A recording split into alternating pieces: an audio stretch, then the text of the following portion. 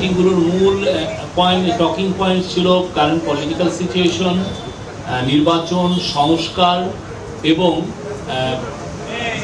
আমাদের বিচার প্রক্রিয়া, যেটা জুলাই হত্যাযজ্ঞের বিচার প্রক্রিয়া নিয়ে। এটা ছিল মেজর 3টা পয়েন্ট। সে বিষয়ে অনেক তাদের কথাগুলো শুনেছেন চিফ অ্যাডভাইজার, উনি নিজেও কিছু কথা বলেছেন। মিটিংয়ে প্রথম 2টা মিটিংয়ে local government adviser Asif Mahmud Sajib Bhuiyan ছিলেন, আর 3টা মিটিংয়েই কনসেনসাস কমিশনের vice chairman professor Ali Riaz ছিলেন। আর প্রথম মিটিংয়ে বিএনপিতে 4 জন ছিলেন, খন্দকার বিএনপির স্ট্যান্ডিং কমিটির মেম্বার ডক্টর খন্দকার মোশাররফ হোসেনের নেতৃত্বে। আর জামাতের মিটিংয়ে 2 জন ছিলেন, জামাতের আমির এবং জামাতের নায়েবে আমির। জামাতের আমির ডক্টর শফিকুর রহমানের নেতৃত্বে, এবং এনসিপির 4 জন ছিলেন, এবং এনসিপির একমাত্র দল যেখানে একজন মহিলা প্রতিনিধি ছিলেন। এনসিপিকে নেতৃত্ব দিয়েছেন নাহিদ ইসলাম। তো মিটিংয়ে প্রত্যেকটা পার্টি তাদের স্ব অবস্থান করেছেন। তারা মাননীয় চিফ অ্যাডভাইজারকে অকুণ্ঠ সমর্থন জানিয়েছেন। তারা বলেছেন তার নেতৃত্বে তাদের আস্থা আছে, এবং তারা বলেছেন যে কেউ বলেছেন যে তারা বেশ কিছু রিপোর্ট করেছেন যে উনি পদত্যাগের বিষয়টা উনি ভাবছেন।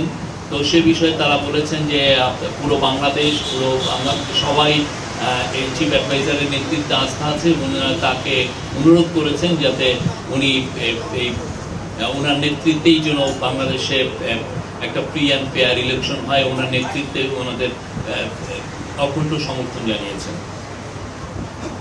নির্বাচনের বিষয়ে বিএনপি ডিসেম্বরের মধ্যে ইলেকশন চেয়েছেন। জামাত বলেছেন যে তারা ইলেকশন চেয়েছেন, তারা মনে করেন যে রিফর্ম প্রক্রিয়া ডিসেম্বর মধ্যে লেগে যাবে রিফর্ম প্রক্রিয়া শেষ করতে।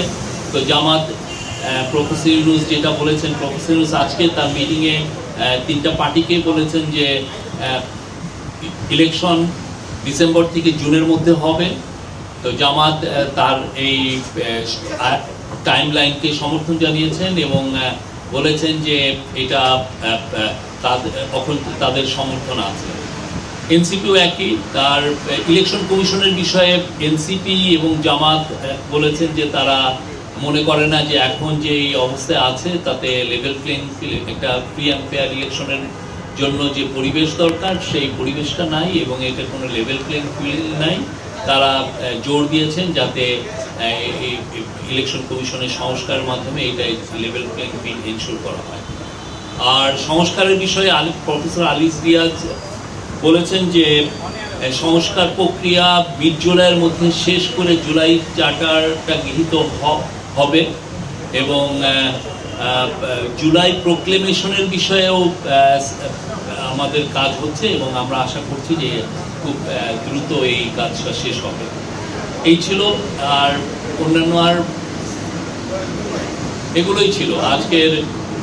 এর বাইরে তেমন কোনো আমরা বলবো যে এগুলো আপনাদের প্রশ্ন নিচ্ছি।